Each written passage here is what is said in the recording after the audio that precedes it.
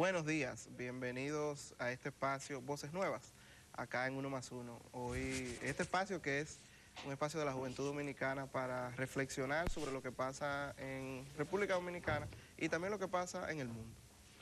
Hoy nosotros hemos querido conversar un poquito sobre el nuevo gobierno que ya se invistió en la República del Brasil, la República Federal de Brasil, que es una de las economías más importantes de América Latina y tiene un peso estratégico para las decisiones políticas del continente sumamente importante. Un nuevo gobierno que ha marcado una tendencia considerable hacia posiciones conservadoras, posiciones de derecha. En sus primeras medidas de gobierno está una reestructuración del Estado o del Poder Ejecutivo más bien, de los ministerios, la supresión de diversos ministerios, la fusión de otros. Ha sonado con más relevancia que entre sus primeros decretos está la reducción o la ampliación, mejor dicho, de la edad de jubilación, la reducción del salario mínimo brasileño, que hasta hace poco estaba en perspectivas de alza, como también ha sido la supresión de ciertas autonomías que tenían poblaciones indígenas en el área de la Amazonia, que en el territorio de Brasil, que la Amazonia la comparte una parte con Venezuela y con Colombia, pero que Brasil tiene la mayor parte de esta selva, que es el pulmón de América del Sur y de casi todo el continente latinoamericano. Esta reducción de tierras, o digamos esta autonomía que tenían ciertas tribus indígenas, ha pasado ahora al Ministerio de Agricultura, que todo parece indicar que estará gestionado o controlado por sectores muy vinculados al agronegocio, que ven en la Amazonia un espacio para negocio, un espacio de rédito comercial a través de diversos cultivos. También ha sido importante o ha resonado bastante el nombramiento de Sergio Moro como próximo ministro de Justicia y el superministro de Justicia, le dicen, debido a que serán fusionadas diversas carteras que hasta este momento trabajaban de forma independiente para estar debajo de su control, bajo la premisa del combate a la corrupción. Sergio Moro se recuerda que fue el juez que encarceló al expresidente Luiz Inácio de Silva del Partido de los Trabajadores de Brasil, que era el candidato hasta su encarcelación a pocos meses, 3, 4 meses de las elecciones, el candidato que estaba puntero en las elecciones. Diversas, también ha sido, que ha llamado la atención, cómo ha sido excluido de todos los programas del nuevo gobierno, la mención y el enfoque de derechos humanos, sobre todo para las comunidades LGBT y las comunidades que están fuera de lo que este nuevo gobierno entiende como la unidad tradicional de la familia. Pero para hablar más ampliamente de este nuevo gobierno, de lo que le espera a Brasil, nos acompaña en el día de hoy el historiador Fabián Villegas, que es un colaborador ya permanente de este espacio Voces Nuevas. Y vamos entonces a darle, Fabián, ¿cómo tú ves esta nueva situación en Brasil? Grave, bastante grave. Creo que representa, vamos, ¿no? Como una regresión, ¿no? Totalmente a una ola profundamente conservadora, donde se pone en riesgo no solamente conquistas políticas, conquistas democráticas históricas, ¿no? Sino totalmente la ampliación, justamente como lo mencionas, de los derechos humanos, ¿no? Creo que es justamente la regresión a las estructuras de poder del Brasil de la dictadura militar, ¿no? Estamos viendo eso, no es que, o sea, no nos olvidemos, Brasil tiene 33 años de vida democrática, tenía 33 años de vida democrática, es probablemente uno de los países de la región, la octava economía del mundo, ¿no? Y uno de los países de la región probablemente con una vida democrática más joven a nivel regional, ¿no? Entonces estamos viendo la regresión principalmente a 3 sectores, ¿no? El sector ultraconservador, fascista, neopentecostal, ¿no? La bancada militar, ¿no? De la dictadura militar, policías y militares, ¿no? y justamente la bancada del agronegocio, ¿no? Que específicamente ve en el Brasil nuevamente la posibilidad de grandes procesos de privatización, grandes procesos de concesión territorial, grandes procesos de extractivismo. Entonces realmente se viene un periodo difícil, definitivamente, oscuro, por decir de alguna manera. Leía esta mañana, antes de venir al programa, a Tilo Brón, que es un Ujú. eh, filósofo y sociólogo latinoamericano de referencia, sobre todo por sus trabajos con los movimientos sociales alrededor de todo el continente. Y él planteaba que Brasil parecería que va a disputar ahora a Colombia esa mala fama que tiene de ser el Israel de Estados Unidos en América Latina. Y sobre todo por la cercanía que ha demostrado este nuevo presidente con las políticas de Donald Trump. No solo en similitud de cosas que pretenden hacer o quieren hacer, sino ya que ahí ha habido oficialmente, lo confirma la presencia del secretario Mike Pence en la toma de posesión de Bossa Nova y su actitud frente a este nuevo gobierno. Definitivamente, yo creo que, o sea, si pensamos probablemente un candidato, un presidente, un representante de mayor expresión de fascismo social, probablemente a nivel regional, definitivamente es Bolsonaro. O sea, Bolsonaro está, vamos, o sea, yo lo comentaba y lo leía justo con algunos compañeros y compañeras, ¿no? La gente esperaba, incluso en el mismo Brasil, que después de la toma de posesión se moderaran algunas cosas y fue justamente todo lo contrario. O sea, a 2 o 3 días de haber tomado posesión ya empezamos a ver como que, vamos, expresiones justamente de ese fascismo social. Es decir, la desaparición del Ministerio de Cultura, la desaparición del Ministerio del Trabajo, ¿no?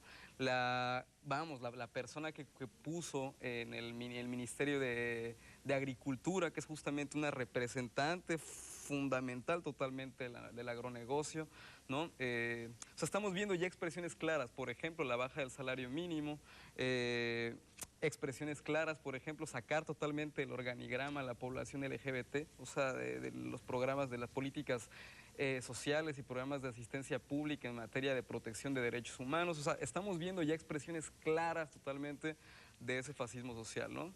Y bueno, algo que estaba totalmente en juego en Brasil y que incluso el mismo electorado de Bolsonaro estaba en contra, justamente, ¿no? Es decir, la facilitación, por ejemplo, de acceso a armas de la sociedad brasileña, que era el gran debate realmente público, ¿no? Después justamente de la elección, en la cual incluso el 60% se manifestaba en contra. Entonces él está creó recientemente, ¿no? Impulsó una orden ejecutiva para facilitar las armas de fuego. Entonces estamos viendo un proceso gravísimo, gravísimo también, ¿no? De criminalización de los movimientos sociales, ¿no? Es decir, de donde vamos también, creo que la libertad de expresión está como que totalmente sesgada. Estamos viendo justamente eso, expresiones fundamentalmente, ¿no? Del Brasil de la dictadura militar. Está regresando como tal, puestos claves. El BIS es fundamentalmente una expresión clara del Brasil de la dictadura. Y bueno, cada vez hay menos contrapesos, como te menciono, ¿no? De 581 diputados, ¿no? 82 diputados y 81 senadores, realmente, o sea, las bancadas de la bala, la bancada pentecostal y la bancada del agronegocio están ganando. Entonces, hay muy pocos contrapesos a nivel político como tal. Lo mismo lo que mencionas, el tema del ministro de Justicia, o sea, el que se haya puesto a Sergio Moro realmente como ministro de Justicia, pone también entredicho como que muchas cosas, ¿me explico? O sea, ¿no? Siendo justamente Sergio Moro, digamos, el juez, digamos, que encarceló en su momento a su principal oponente, en este caso a Lula, ¿no? Eso puede ser una lectura porque para muchas personas ha cuestionado el proceso, porque todo el proceso judicial que levantó Sergio Moro, que es conocido como la Bajato, que no solo lleva a Lula a la cárcel, sino lleva Sí, a no, diversos presidentes y a diversos políticos, perdón, de Brasil, de la alta dirigencia, porque eso fue lo que permite que un político como Sergio Moro, que se vendió en estas elecciones como un outsider de la política, que está muy de moda en estos últimos tiempos en América Latina, pero que es un diputado que tenía más de 20 años en el Congreso brasileño, se pudo catapultar a la primera escena debido al desplazamiento que hubo de todas esas figuras que estuvieron involucradas de una u otra manera en casos de corrupción. Pero te quería decir, esa es una lectura, la lectura de que puede ser cuestionable el proceso, pero para otras personas es una ratificación, mejor dicho, de la lucha contra la corrupción que venía llevando Sergio Moro. Definitivamente no, o sea, yo creo que ahí hay un tema, y justo lo leí hace como 2 días en un artículo muy interesante de Pablo Gentili al respecto, ¿no? Es decir, como que este papel que juega el outsider, ¿no? Como tal, ¿no? Para generar una narrativa totalmente de despolitización, en la cual encontramos ya sustituciones, es decir, una perversión ideológica, donde parece que entonces la lucha anticorrupción en el siglo XXI está sustituyendo a las luchas por justicia social y por derechos humanos. ¿Me explico? Entonces, realmente la derecha ha instrumentalizado perfectamente la narrativa anticorrupción, ¿no? Y la idea del outsider político como una forma de potabilidad democrática. ¿Me explico? Hay una gran perversión en eso. Entonces, y lo estamos viendo en el caso de Bolsonaro. Bolsonaro tiene 30, o sea, se vende como un outsider de la política teniendo 31 años formalmente en la política, ¿no? E incluso reproduciendo todas las lógicas de nepotismo a nivel político. Toda la familia está en la política, ¿no? Entonces, es bastante perverso. Yo creo que es bastante perverso esa misma narrativa despolitizadora que operó en Brasil, y definitivamente esa misma narrativa del outsider fue o ha sido la que en muchos sentidos caló mucho en el electorado brasileño despolitizado, en el electorado, vamos a pensarlo, polaco, húngaro, ¿no? Italiano, estadounidense, donde estamos viendo, digamos, expresiones claras de fascismo social, ¿no? Donde aparentemente hay una nueva especie de potabilidad democrática justamente por esta lucha aparentemente anticlase política, pues de alguna manera. O sea, yo creo que tiene que someterse como un escrutinio mucho más estricto, o sea, definitivamente. Pero esas expresiones que tú dices de... Porque uno puede decir, en el caso específico de Donald Trump, por ejemplo, uno dice que es incipiente y es una expresión, sus actitudes y hasta su forma de un fascista de una persona antidemocrática. Pero eso no convierte al Estado o al gobierno norteamericano en un gobierno fascista. ¿Pasaría lo mismo con el gobierno brasileño? O sea, que su primer ejecutivo, que es este nuevo presidente, tenga esas actitudes, tenga esa vocación antidemocrática, o parecería que tiene esa vocación antidemocrática, ¿convertiría al Estado brasileño en un Estado fascista? Yo creo que sí. O sea, es que no, las expresiones del fascismo social no se singularizan en las declaraciones o en los tweets de un individuo, en el caso de Trump, sino se acreditan y se ratifican institucionalmente, jurídicamente, legalmente. O sea, hay todo un conjunto de legislaciones, ¿no? En los Estados Unidos, cuando entró Trump, ¿no? Que acreditan, ¿no? Formas de fascismo social, formas de racismo institucional. Pasa lo mismo en el contexto brasileño. El contexto brasileño a nivel institucional, a nivel sistémico, está acreditando formas de fascismo social, de racismo institucional, ¿no? De homofobia, de machismo, de misoginia, es decir, de lucha abierta totalmente contra las comunidades amazónicas, ¿no? De deforestación, de privatización. O sea, definitivamente sí es un Estado fascista formalmente. Yo creo que sí. Peligroso. Fabián, como tú decías, Brasil es la octava economía del mundo y creo que, si me equivoco, la tercera de América Latina. El impacto de sus políticas y de sus acciones, solamente simbólicas, ya tienen una repercusión enorme en América Latina, y ya fuera de lo simbólico, lo concreto, lo material, es incalculable. ¿Cómo se refuerza el mapa político ahora en América Latina, que estamos en una época hace unos 3, 4 años donde se viene retrocediendo, digamos, en lo que era conocido como una época de gobiernos de izquierda, gobiernos populares o progresistas, y que ahora ha cambiado totalmente el mapa?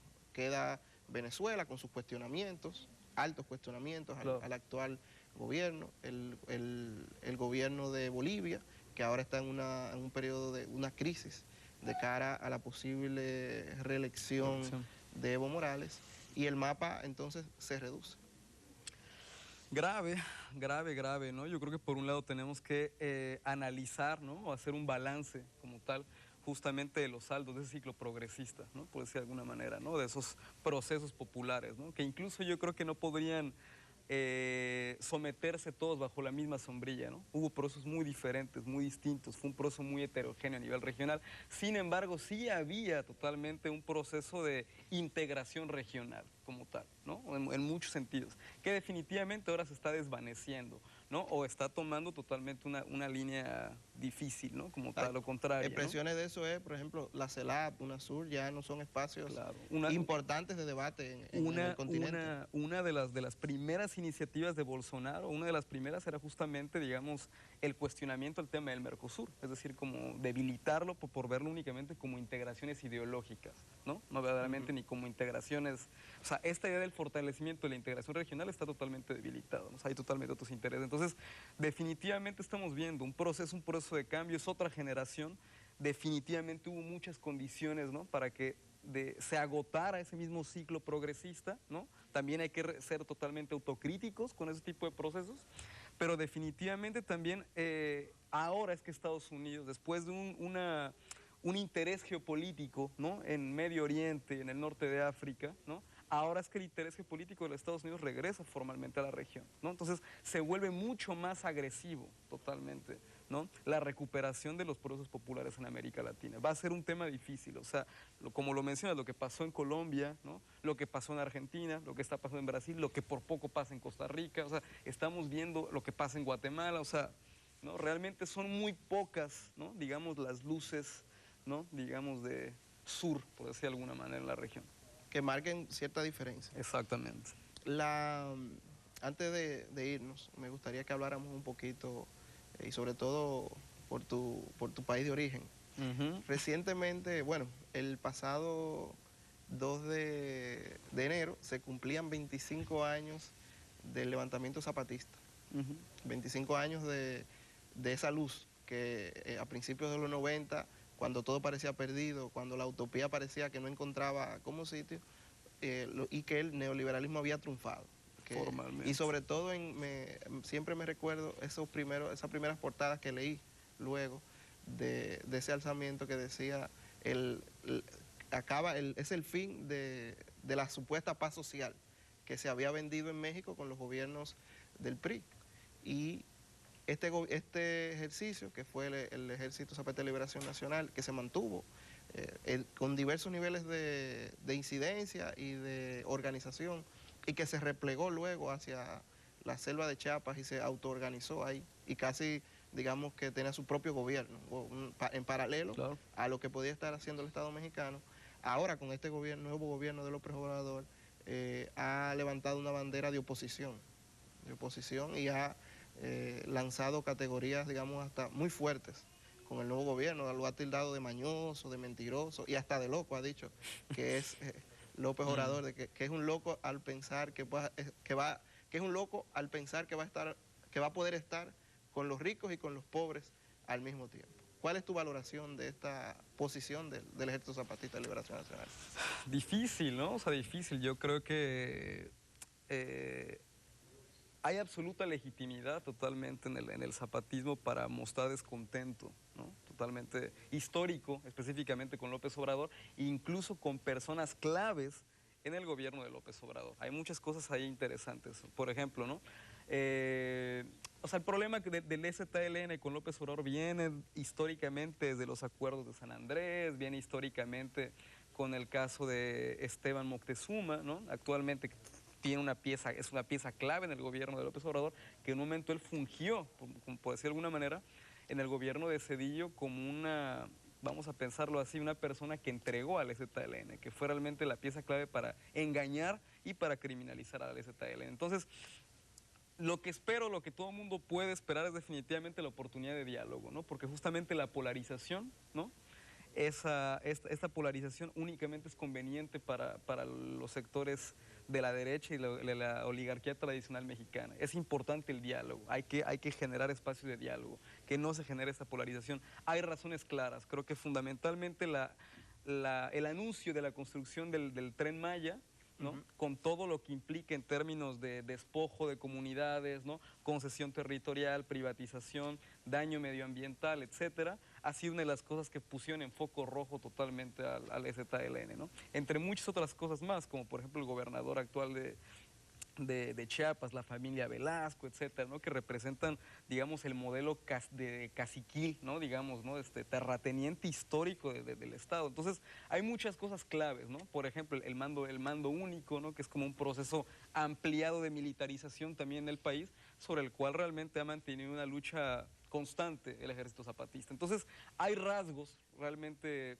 del nuevo gobierno que tiene toda la legitimidad para incomodar al EZLN. Yo en eso estoy totalmente de acuerdo. Lo importante es realmente que se pueda construir un diálogo y que se entienda también en este proceso de la cuarta transformación, no una cuarta transformación estructural, sino verlo formalmente como un interlocutor, ¿no? Digamos, para conquistas pequeñas, para procesos pequeños, para potabilidades pequeñas. Yo creo que hay que verlo desde ahí. Y creo que sería insensato, digamos, desaprovechar esa posibilidad de diálogo. En otro momento ese diálogo nunca hubiese sido posible. Entonces, creo que hay que ver, vamos a ver la respuesta. Yo espero que haya condiciones de diálogo, condiciones de entendimiento, ¿no? Y de intercambio, ¿no? Y en estos primeros días, para seguir ahí, en estos primeros días de gobierno, ya casi un mes de este nuevo gobierno de López Obrador, que ha empezado con mucha energía y con muchos proyectos desde el primer día. ¿Cuál ha sido tu valoración? Bien, yo creo que bastante bien, o sea, bastante positivo, ¿no? O sea, yo creo que ha hecho cambios, ha mostrado cambios fundamentales, estratégicos. Estamos hablando de un mes prácticamente, ¿no? O sea, en un mes ha habido cambios sustantivos, pues de alguna manera, en el tema de la redistribución del ingreso, ¿no? En el tema, o sea, tema del salario, ¿no? En el tema de la regulación sobre el tema energético, ¿no? En el tema educativo, ¿no? Es decir, ha habido cambios sustanciales, definitivamente, ¿no? E incluso en el mismo tema de seguridad con el tema energético, o sea, ha habido cosas que son interesantes, ¿no? Ha habido ordenamientos y saneamiento de la administración pública que me parece importantísima en un mes, ¿no? O sea, me parece importante, ¿no? El tema justo del aeropuerto me pareció importantísimo porque eso habla también de que contrahegemonizó totalmente con los sectores tradicionales de poder, ¿no? O sea, en muchos sentidos me pareció una medida no solamente que respondía a este modelo simple de austeridad republicana, sino una manera que iba en contra con los intereses, digamos, de acumulación por despojo, ¿no? De la clase tradicional mexicana, ¿no? Que era, digamos, que su proyecto económico de sexenio, con eso se retiraban económicamente. Yo creo que bien, yo creo que la valoración positiva bien, creo que el tema es lo único con lo que yo tengo de momento, bueno, hay un par de cosas, ¿no? O sea, obviamente el tema del mando único es un tema de debate, hay que plantearlo definitivamente, el tema de la seguridad, porque implica, te digo, una cara distinta de la militarización, la misma moneda, digámoslo así, la misma moneda con otra cara del proceso de militarización, y por otro lado el tema del Tren Maya, todo lo que representa para las comunidades, ¿no? Entonces yo creo que quitando esas dos cosas, esos dos renglones, el balance ha sido totalmente positivo, pero vamos a ver cómo se genera, como te repito, es un mes, ¿no? Vamos a ver cómo son las Vamos cosas. a evaluarlo más adelante. Vamos a hablarlo Y más te vamos a adelante. traer para verlo Hacer el con más balance. detenimiento, cuando tengamos un tiempo ya de maduración de estas Exacto. nuevas medidas. Muchísimas gracias, Fabián, Al contrario, por gracias, acompañarnos auditorio. y analizar y ver estos elementos. Muchísimas gracias a ustedes que nos acompañan desde su casa. Los invitamos a que sintonicen este próximo lunes tempranito, 1+1, y el viernes nos encontramos acá de nuevo en Voces Nuevas.